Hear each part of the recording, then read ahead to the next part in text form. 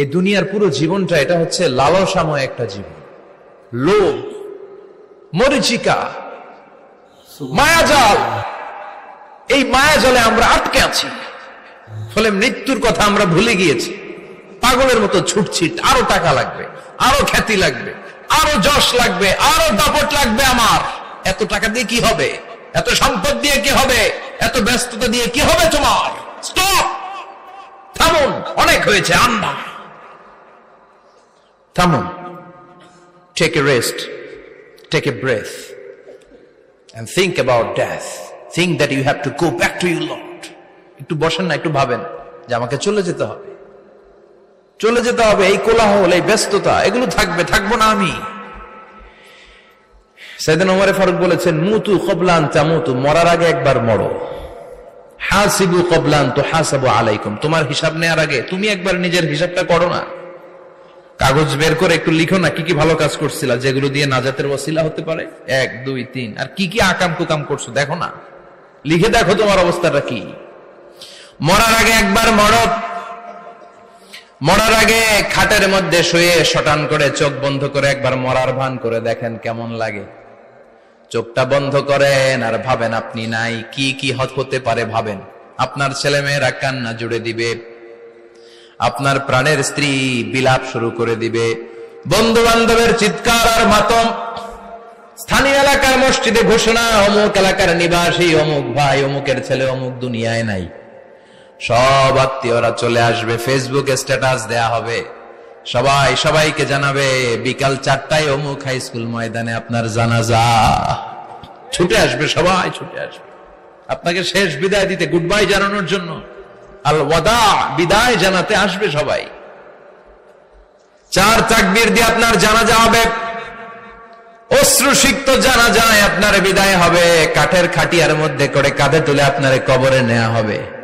আগে থেকে খুঁড়ে রাখা কবরটার মধ্যে আপনারে বিছিয়ে দেয়া হবে।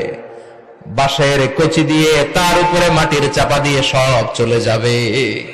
ভাবেন না একবার চোখ বন্ধ করে, this is the circle of life, this is the nature of life. এটা সবার হবে, আমার হবে, আপনার হবে। এত মায়া, এত ভালোবাসা কই যাবে? কেউ থাকবে না, সবাই আপনার অন্ধকার কবরে রেখে দিয়ে চলে আসবে। উপরে বাঁশের কঞ্চি, তার উপরে মাটির চাপা, অন্ধকার আর অন্ধকার। এই অন্ধকার যেন শেষ হতে চায় না, শুধুই অন্ধকার, ঠিক কিনা? এজন্য আমাদের চলে যেতে হবে। দাদা গেল, চাচা গেল, মামা গেল, আমাদেরকেও যেতে হবে, জোরে কোন ঠিক কিনা? একদিন মাটির ভেতরে হবে ঘরে মন আমার, কেন বন্ধ দালান ঘর, প্রাণ পাখি উড়ে যাবে পিঞ্জর ছেড়ে।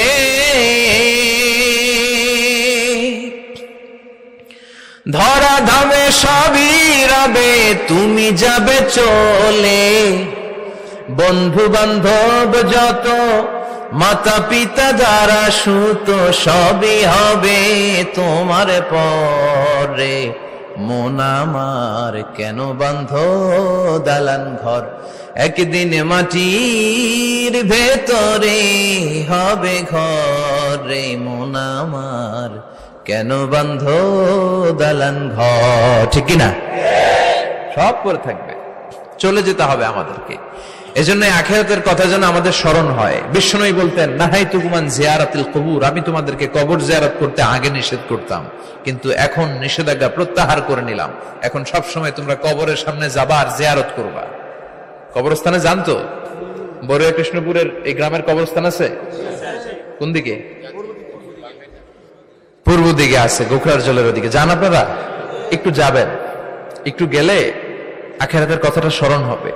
ওখানে ছোট শিশুরা শুয়ে আছে, কিশোর যুবকরা আছে, আপনার মতো তাগড়া যুবক, মুরব্বীরা আছে। এরা এই এলাকায় থাকতো, এরা আকাশ থেকে নেমে আসে না, এই এলাকার সন্তান, আজ নাই। একটা সার্টেন পিরিয়ড শেষে আপনিও থাকবেন না।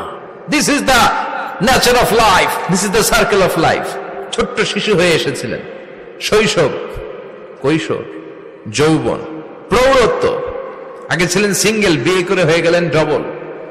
এরপরে আল্লাহ আপনাকে একটা মেয়ে দিল, এরপরে মেয়েকে বিয়ে দিয়ে শ্বশুর হলেন, এরপরে ওই মেয়ের ঘরে সন্তান হতে নানা হলেন। আর কতদিন? অনেক দিন হলো তো, অনেক লম্বা সময় পেয়েছেন আপনি। Think about that. এবার যাওয়ার কথা ভাবেন। আখিরাতের সামানের কথা